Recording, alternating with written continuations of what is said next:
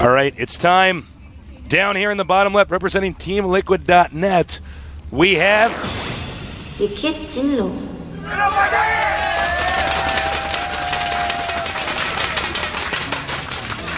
There he is now, looking like a badass. Over here in the upper right, a legend from the Warcraft 3 scene. His micro is impeccable. Foxmoon. You know, Warcraft 3, they actually called this guy the fifth race. That's right. Because he was so good, it didn't actually make any sense. Yeah, no one can actually play Night Elf like him, so they're like, well, this isn't exactly Night Elf because you have to play different against Moon. Really an astounding player. But the star of this series so far, Tasteless, is the mighty JinRo from Team Liquid. Yeah. I have to tell you, he is improving leaps and bounds. It's quite awesome to see, especially since this guy has been such a staple in the community for a very long time in StarCraft 1. Never really had a lot of fame in that game, but he decided, you know what, I'm going to take a shot at it in StarCraft 2. And it took a while, but he is up at top now, man. Yeah. He is right he's looking there. like he has a good shot at hitting the top 16. Certainly does. And of course, we have another big non-Korean match right after this with EG Hydra.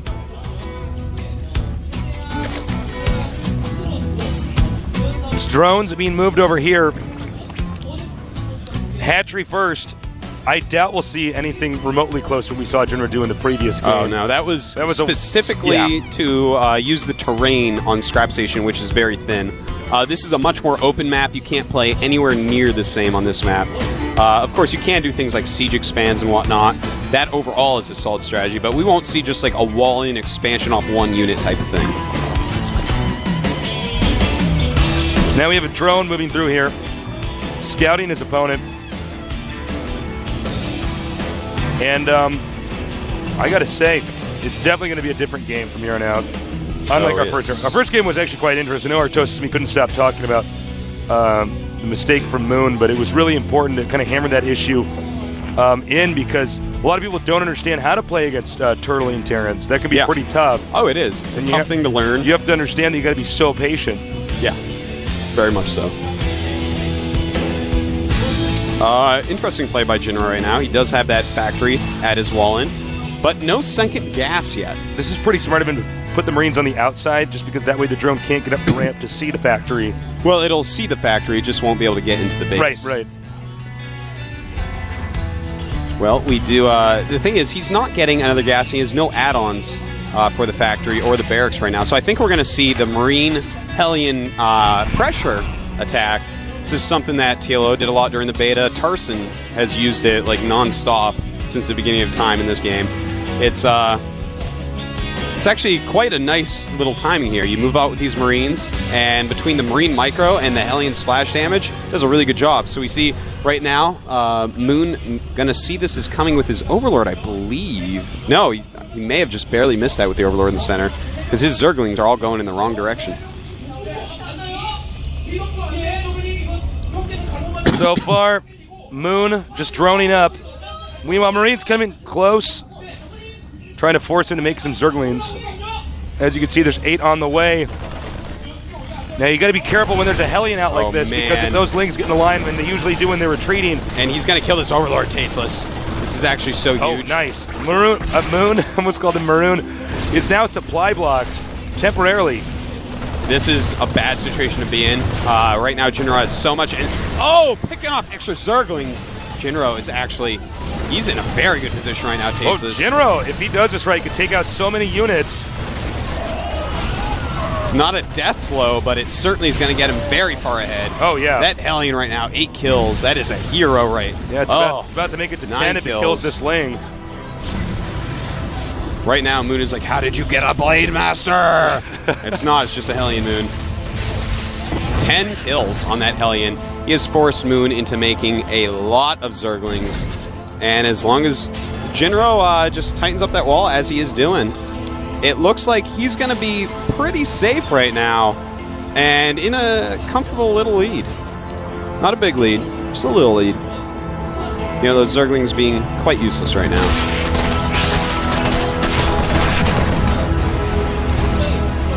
Barracks now with a lot of reactors here. Meanwhile, he's getting a Banshee She's going to go for Marine Banshee right after that.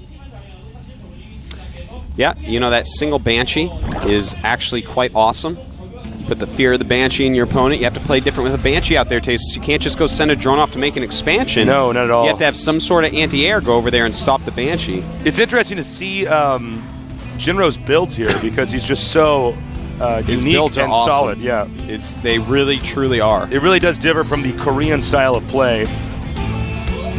Yeah, we've seen a lot of all-in Terrans lately in this matchup, but JinRo really showing us just solid play. None of these things are even close to all-in. He's just doing, you know, little harassments that are quite nice and well executed, and it's just all working out very well for him. Uh-oh, spotting the Banelings as they're morphing in here. Nothing's going right for Moon right now, Tasteless. JinRo's build just has everything covered. It's not being caught off guard at all. Now, Moon is trying to go for some high economy aggression. He does have, he does have the layer up, and he does have a lot of speedlings right now. Wants to do some sort of Baneling attack. I don't know if doing a Baneling attack would be the best idea right now. Yeah, normally you do the high economy aggression. I would play, defensively in this case. Yeah. Well, I would take another base most likely. Yeah, yeah. Normally, against a teching expansion, you don't do the Baneling harassment because there can be siege tanks out with siege mode, and that just giggles all over it, Tasteless. Just stomps it into the ground. Giggles all over it, indeed. And so, I mean, JinRo is so infinitely safe against this right now. As long as he sees it coming at all, he can just move his SCVs because Banelings without speed aren't very fast, and be completely fine. So I just feel like it's kind of the wrong situation for Moon to be doing something like that. As you can see, dropping mules right now. Moon back here. Is making that Spire. Yep, getting that Spire up.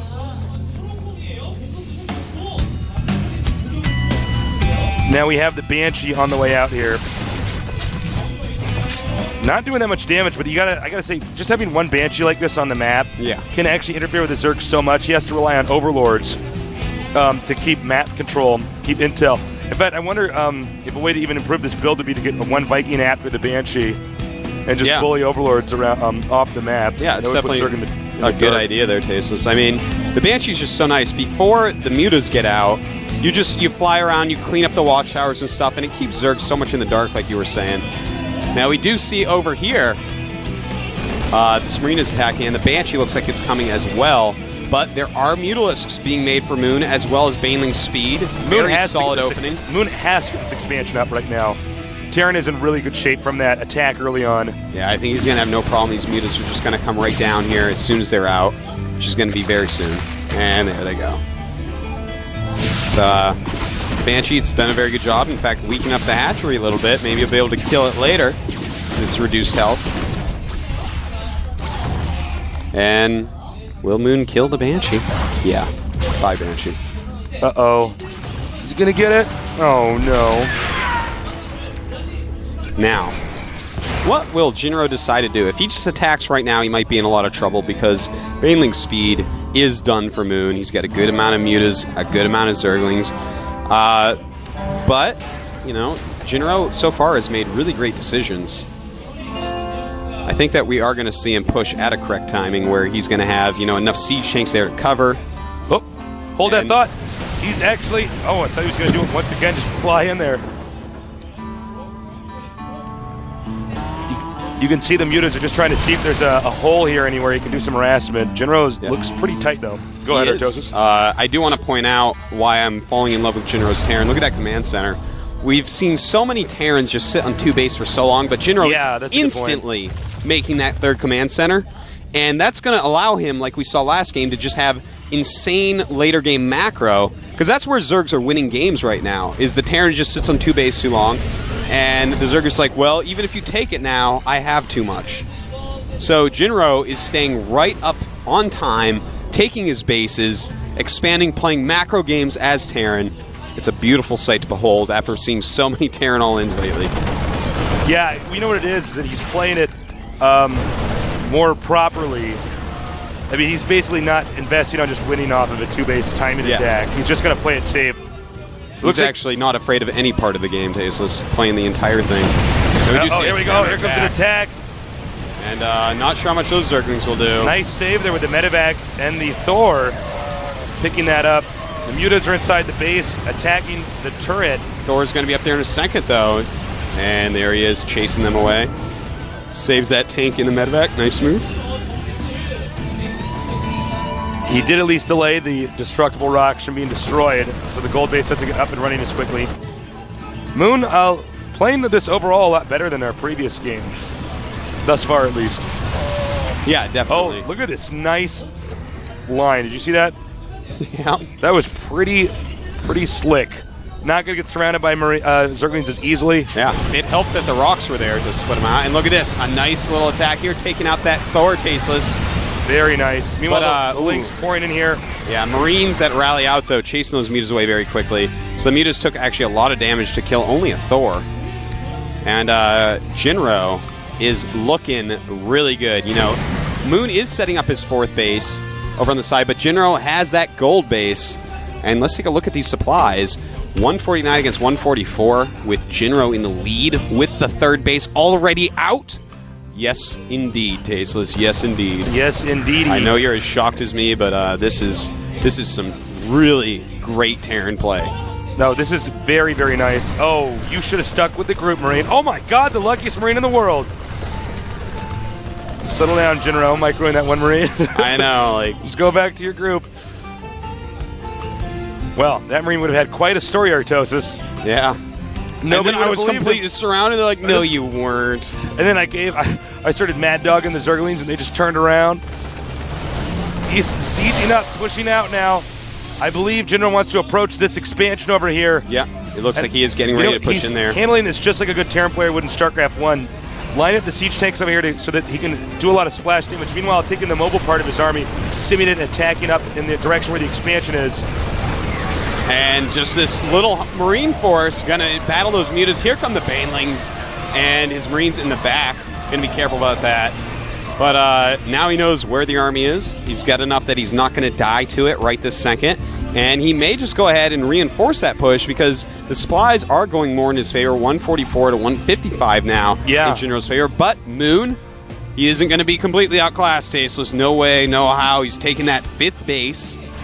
So he is abusing the fact that JinRo's moving about a little bit slowly. Very nice play by Moon. Well, JinRo's going to have to attack somewhere and take something out.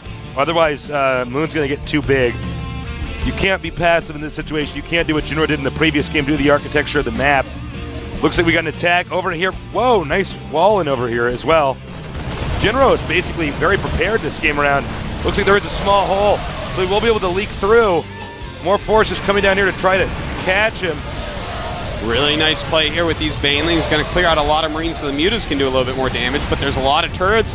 More Marines popping out, but he's going to catch a few medevacs. Meanwhile, an attack over here. Oh, very nice. And look at that move by Moon, getting burrowing those drones so that they're not going to be so easy to kill. If you want to kill these drones, use a scan. As you can see, both these guys taking pretty heavy blows. If he can get the small force over here and stim and attack this expansion, catching Moon off guard, he's going to be in a lot of trouble. Moon, meanwhile, taking the gold base. We do have right now +2 attack on the siege tanks, which is just awesome, and also +2 on the Marines. Uh-oh. So JinRo upgrading amazingly as well. Banelings on the way if he can get near that orbital, that planetary. Well, he could not. Terran expanding once again down here. And look at that, getting that 4th base up right now. Moon, he does have 4 bases, but one is really not mining. And the Marines going after these Banes. He's going to want to split up a little bit. Pretty good split there by JinRo, I have to say, and forcing the Mutalisks out. But Moon, he's playing a very good game, Tasteless. He's really reducing the Marine numbers of JinRo. Yeah, he is doing a nice job. This is pretty tough to pull off against a Terran, but Moon is showing us, he's got good micro. He's able to get in and out of there. But it looks like JinRo is ready to just go ahead and attack now. Looks like the push has been triggered. Yeah, he's got a lot of siege tanks to cover those Marines. He has a really nice spread there with the siege tanks. By the way, Lings and Banelings moving down here for a counterattack. And if he does hit that counterattack, Thing is, JinRo is going to take out 2 hatcheries. Yeah, so he may want to just cancel that morph. Definitely may want to do that. Yeah, well, it dies. That's okay, though, because right now, Tasteless, we do have all the drones dying at this base. Oh, wow. And the gold hatchery looks like it's going to go down as well. Another counterattack over here at the planetary. But Moon smartly backs up. There's no way he can win that. Right now, JinRo's looking pretty damn good. Yeah, he is attacking everywhere at once, Tasteless. Wow. And that's the problem. You don't want to base trade with the Terran that does have those 3 bases up really strongly. Yeah. He is just taking out so many Zerg bases from Moon right now. And the supplies, they are very close. But as these hatcheries die, Moon is going to be noticeably behind. But look at how many mutas he has. They are 1-1. Oh, wow. It really gets scary when you see a Zerg with this many mutas, Tasteless. Yeah, when a Zerg gets this many mutas, you can engage in so many different locations and usually win that battle. Meanwhile, we have more Marine stimming coming over here. Oh, taking out drones as well. I think Moon, just because he's been hit everywhere at once, I don't know if he can actually recover from this. I think it might actually be impossible. You know, it's going to be completely based off the mutas. If he does, now he's going after some siege tanks, killing a lot of Marines, but the Marines are so much cheaper than the mutas, and he is going to lose those mutas if he keeps going. Wow.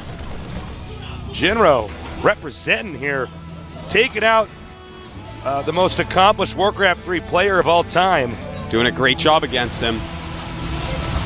Moon, he is desperate to get some more bases mining, Tasteless. Yeah, he lost the gold. He's trying to remake this. He's trying to remake this. He's literally just basically on 2 bases. This one's only just now started to be up and running. Meanwhile, on Expo down here. Yeah, he floated his main command center down there.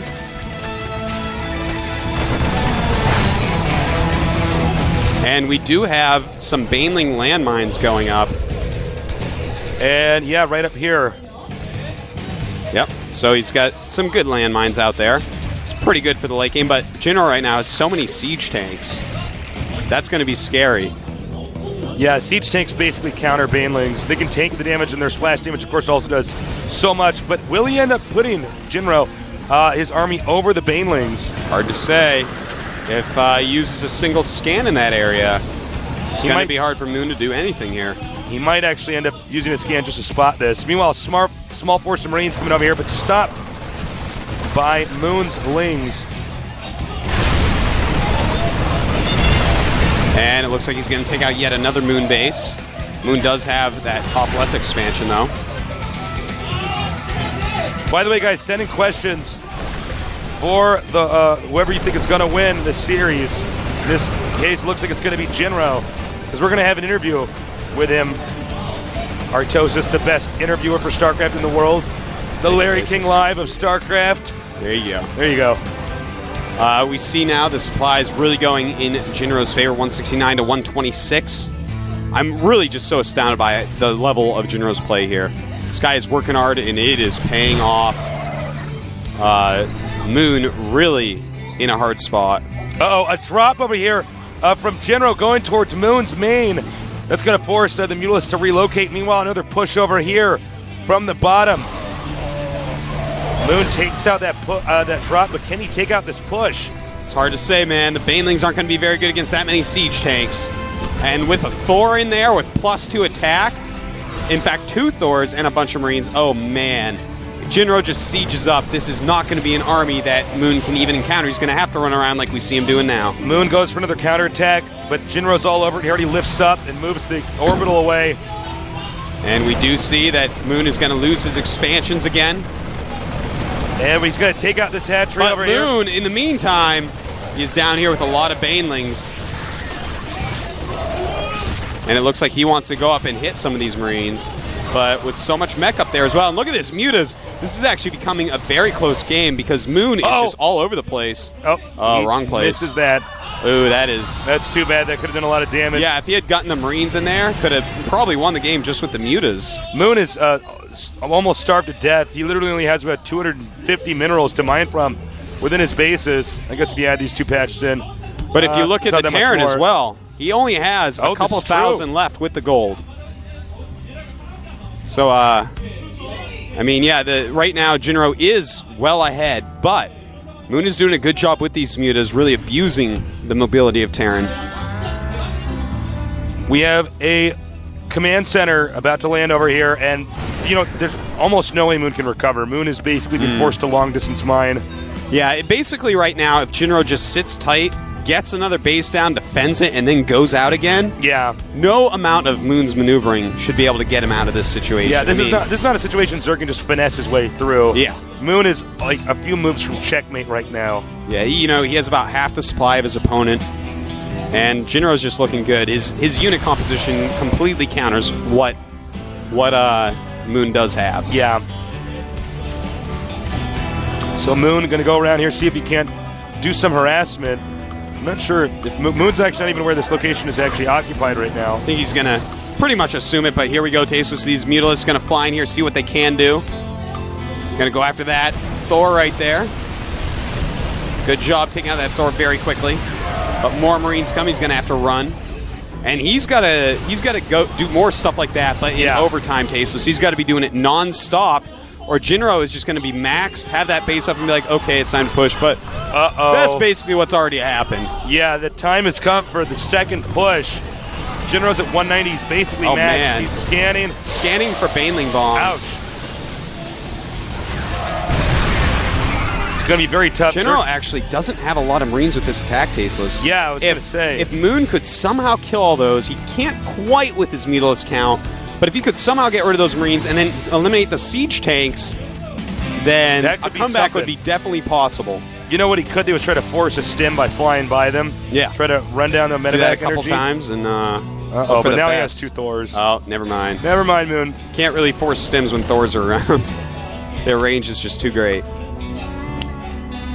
You could see JinRo just occupied this area for a little bit to make sure he wouldn't take the gold expansion. Now that he's regrouped, looks like he's going to go once again towards this expansion. Moon evacuates the drones.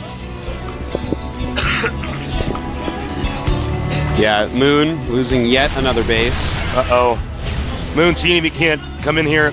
I think Moon might tap out pretty soon. Yeah, he's going to have to do some sort of engagement pretty quickly here. He's spent a lot of Banelings, try to do Baneling landmines. They haven't been working out all that well. He just keeps making Mutalisks, realizing, okay, this is the only thing I really have with upgrades. This is the only thing keeping me alive right now. And we'll have to see. Here he goes, attacking into a few Marines. Well, and the other Marine's quite far behind, taking out some siege tanks. Muta's actually going to be in the wrong place, though, because JinRo stims, and as you can see here, is going to take out this hatchery. The Mutalisks desperately flying back to try to save it. Will they get there in time? Nope. No. And he did not cancel. That has to be painful when you're long-distance mining.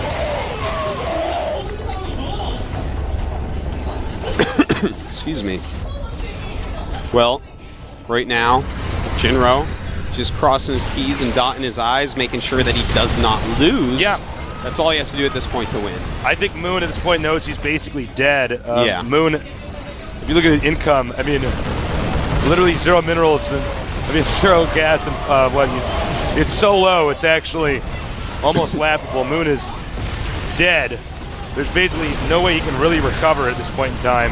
He's going to move his big blob of Terran units. You know, JinRo, he is in a little bit sloppy. As he's so close to victory, losing a lot of units there, but again, the main ball of his units are not going to be defeated. Look at that income, Tasteless. 60 against 560. Ooh. That's like pretty 10 brutal. times more, man. The Mutas have been worth their weight in gold. Well, these Mutas have done so much. Unfortunately, it's just not enough.